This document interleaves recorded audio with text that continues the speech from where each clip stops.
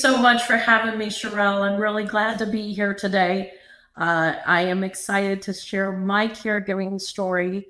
I have a caregiving story just like everybody else. I tell everybody that I talk to on a regular basis that I do believe caregiving will eventually touch everybody, no matter if you are going to take care of your parents, if you take care of a special needs child, a friend may come to you and say that they need help. Somehow, some way, caregiving is eventually going to touch you. And your life can change on a dime, as a lot of the speakers have already said. You go from having your normal day to day routine, and then all of a sudden, your life completely changes.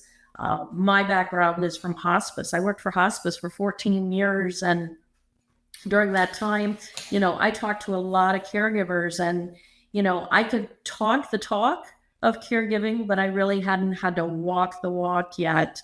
And I started my company back in 2019, and I had gotten divorced. I don't have any kids. And in 2020, when COVID hit, I moved in with my parents because both of them had congestive heart failure and COPD. And so I wanted to be able to take care of them and protect them because COVID, everybody didn't know what was happening with COVID.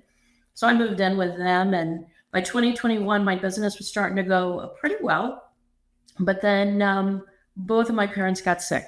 My 81-year-old mom decided to have total knee replacement surgery, which went really, really bad. And my dad had been declining for quite a while, but my mom had kind of babied him for the last 60 years. They had been married for 60 years, and my mom babied my dad a lot.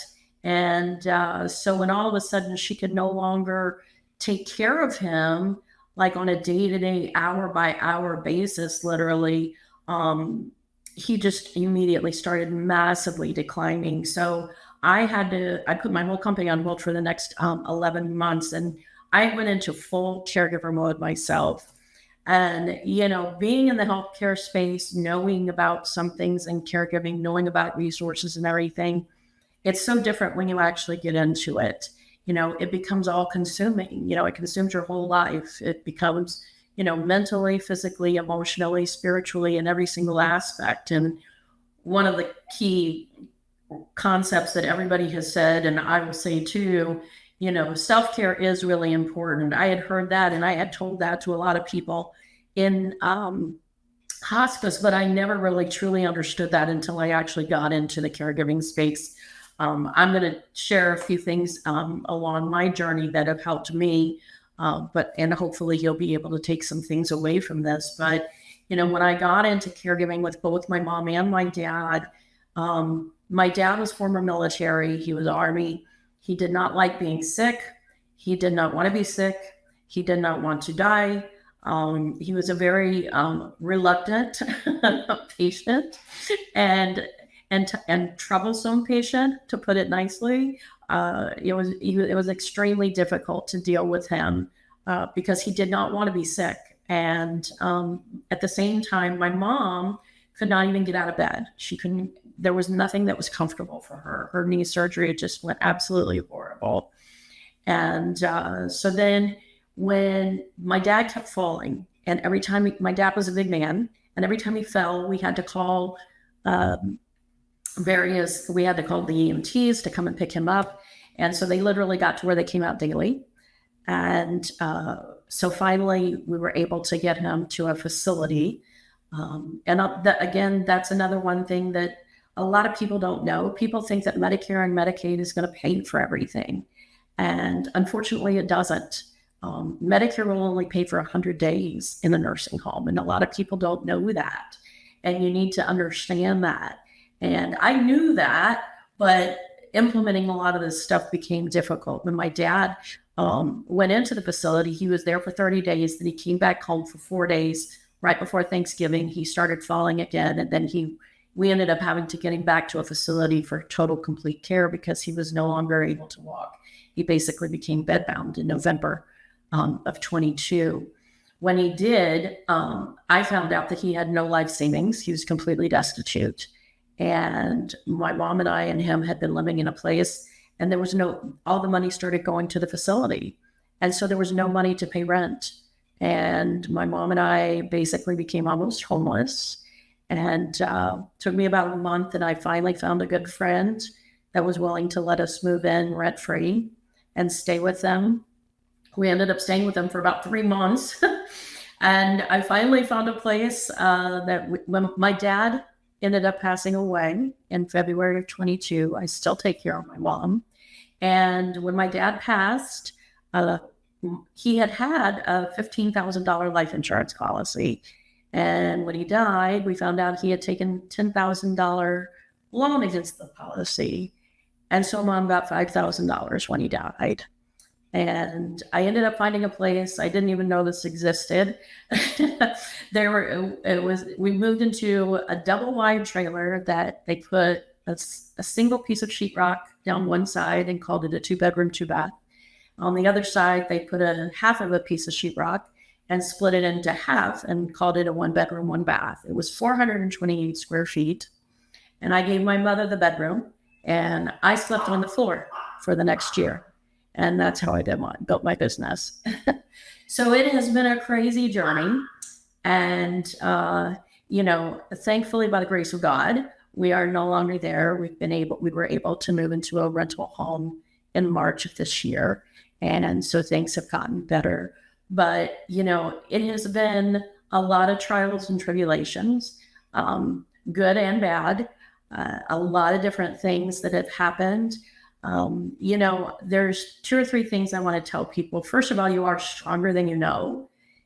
I think when all of this happened, especially when I thought Mom and I were going to be homeless, I really had no idea what we were going to do. I went to bed more than one night crying myself to sleep. And prayer really works. I'm living proof of that. Miracles do happen. It's been completely amazing. And then the second thing I would say is learn to push through the fear. Fear can paralyze you. And it paralyzed me for quite a while because I didn't know what to do. Both of my siblings have passed. My older sister died 15 years ago in a car crash. My younger brother died 5 years ago from alcoholism. So when all this happened, it was literally me and my mother, and that was it. And I was left with the responsibility of taking care of her. And that's a really huge responsibility. And so when you're wanting to do well by your mom or dad or whoever, and you're wanting to do that, and you don't really have the financial means to do that, and you haven't planned for it. And unfortunately, I didn't find out that my dad hadn't planned for it until too late. And unfortunately, that can be a really bad thing. So one of the things I really, really tell people to do is to really plan for aging. We are all in this aging line. None of us are going to get out of it. So for your family's sake and the people that love you and that are going to be caring for you, plan for it. Have advanced directives. Advanced directives are really, really, really important. And I know a lot of people say, well, I can't afford a $400 an hour attorney. Most people can't. God knows I can't. And there's a company called Legal Shield. You can join even just for a month for $30, and you can get advanced directives done. You can get a power of attorney done. You can get a healthcare surrogate done. You can get a living will done. When my sister died, she had a 16-year-old and a 13-year-old. She had no power of attorney. And they ended up having to go back to a dad that was abusive. And that was because there was no power of attorney. My brother ended up getting on a ventilator after a surgery that he never should have had. And it ended up, because he didn't have a living will, my parents had to be the one to make the decision about when to turn the vent off. Those are things that families should not have to go through. And if you can make those decisions while you're alert and you're cognizant and you can say, this is what I want to do, then that's a beautiful thing. It's going to really help the people that are left for you. Planning for all this stuff. I know people look sometimes, when I started the TV show, I know there was nothing really into caregiving. And, people were saying, well, I think people look at it like, well, it's aging and then it's dying. Well, first of all, I try to do everything on my shows, whether it's radio or TV. I try to make it all in a positive way, because the reality is this is happening to everybody. It's like everybody has said on this show. This is what's happening to everybody. It's not going to change. So if you can accept it, it's kind of like paying taxes. None of us like paying taxes, but we have to do it.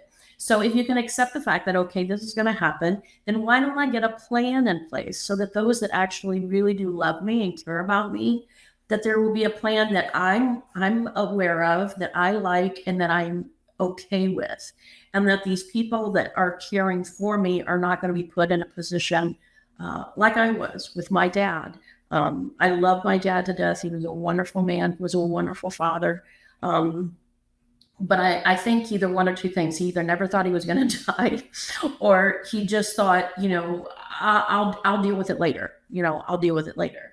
And unfortunately, he got sick really quick, and he literally within 7 or 8 months he was gone. And then he decided to not really tell us about all of the financial situations. The other thing is to take baby steps. Sometimes you get in a position when you're caregiving where you're like, I don't know what to do. I don't know how to do this. I don't know where to go. First of all, remember, you are not alone. There are so many people doing what you're doing. There was a study done literally 2 years ago in 2021. There's over 56 million unpaid caregivers. 56 million. That's just in the U.S. And there are over 14 million in the UK and over 7 million in Canada. This is a global problem. That's why Sherelle calls it global caregivers, because it's true. This is a global problem. This is not just here, and you are not alone. There are tons of communities that can help you, that people that have fantastic resources out there that can help you. I'm a big believer and a big proponent of having a one-stop shop for caregivers. That's basically what I've created. Because I feel like, you can't Google what you don't know exists. And there's a lot of companies out there that offer products, services, resources that can help you on your caregiving journey. But the reality is that if you don't know they exist, then how in the world are you ever going to find them? So that's part of what I've created. I do have a TV network. It's called Caregiving Worldwide Network. It is on Roku and Hulu, Amazon Fire, Apple TV, Google TV. I'll put it in the chat so that everybody can find it. I would love for you to be able to see it. Our first show dropped in January of this year, and we were able to bring on 12 different companies with 12 different products and services to help caregivers. And we've just created a brand new show called Safe and Sound. It's actually dropping next week. There's a website called safeandsound.media that you can go to, and that's basically going to become, for all intents and purposes, an Angie's List for caregivers. And it's going to be a worldwide website where everything can live. And I really want to get it to where, honestly, by the end of next year, you can go in there and you can put, my mom has Parkinson's or dementia or Alzheimer's, and you'll be able to see all the different resources that can help you with that. My heart and my passion is helping people. That's why I work for hospice for 14 years, and it's why I'm here today. And it's why I created my company. And I am still in the caregiving space. I still take care, like I say, I still take care of mom. So I know what it's like. I know the day-to-day. I know the day-to-day grind.